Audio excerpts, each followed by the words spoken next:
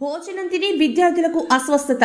కామారెడ్డి జిల్లా జుక్కల్ నియోజకవర్గం పెద్దగొడఫ్గల్ బాలుర వసతి గృహంలో గురువారం రాత్రి భోజనం చేసి ఇద్దరు విద్యార్థులు అస్వస్థతకు గురయ్యారు.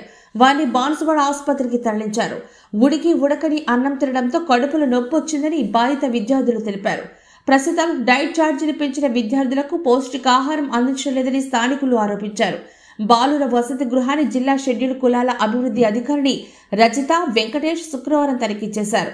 అనారోగ్యానికి గురైన ఇద్దరు విద్యార్థులు ప్రస్తుతం కోలుకున్నారని, దీనికి బాధ్యులైన హాస్టల్ వార్డును తొలగించి వేరే వార్డును నియమిస్తున్నట్టు తెలిపారు. ఈ కార్యక్రమంలో మండల ప్రత్యేక అధికారి కిషన్, తహసీల్దార్ దశరథ్, ఎస్ఐ మహేందర్ సిబ్బంది ఉన్నారు. ఫస్ట్ ఆఫ్ ఆల్ మనకి ఏంటి అంటే రైస్ ఒకటి కొత్త బియ్యం వచ్చింది. ఆ కొత్త బియ్యాన్ని ఫస్ట్ మార్చడం జరిగింది. ఎంఎల్ఎస్ పాయింట్ నుంచి తెచ్చుకున్న నుంచి మార్చడం జరిగింది. ఇప్పుడు కొంచెం పాత బియ్యం తీసుకొచ్చాము. At the same time worker ఎవరైతే ఉన్నారో కుక్, తను దాన్ని అంటే బాగా ప్రిపరేషన్ లో ప్రాబ్లం అయింది కొంత. సో అన్నం ఉడకలేదు.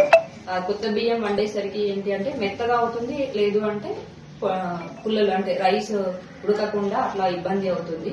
ఆ భోజనం పెట్టడం వల్ల పిల్లలు కడుపు నొప్పికి గురయ్యారు. ఒక 4 పిల్లలు, ఇద్దరు లోకల్లో ట్రీట్మెంట్ ఇవ్వగానే క్యూర్ అయిపోయింది. టాబ్లెట్ వేయగానే ఒక ఇద్దరికి మాత్రం బాన్సువాడ తీసుకెళ్లి కడుపు నొప్పి కోసం ఇంజెక్షన్ వేయించడం జరిగింది.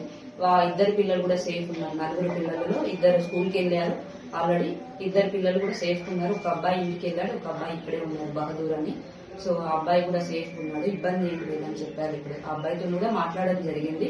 సో మనకి ఏంటి అంటే ఈ విషయంలో కొంత రిపోర్టింగ్ చేయడంలో హెచ్డబ్ల్యూ నిర్లక్ష్యం వహించాడు. ఇమీడియట్ గా అంటే ఏఎస్డబ్ల్యూ గారికి కానీ లోకల్లో ఉన్న తహసీల్దార్ కానీ. సో ఆయన రిపోర్టింగ్ విషయంలో మాత్రం ఇబ్బంది అయింది. ఆయన పైన కూడా చర్యలు తీసుకోవడం జరుగుతుంది. ఆయన వేరే హాస్టల్ కి వేసి ఇక్కడ వేరే హెచ్డబ్ల్యూస్ కి ఏపీసీ ఇవ్వడం జరుగుతుంది.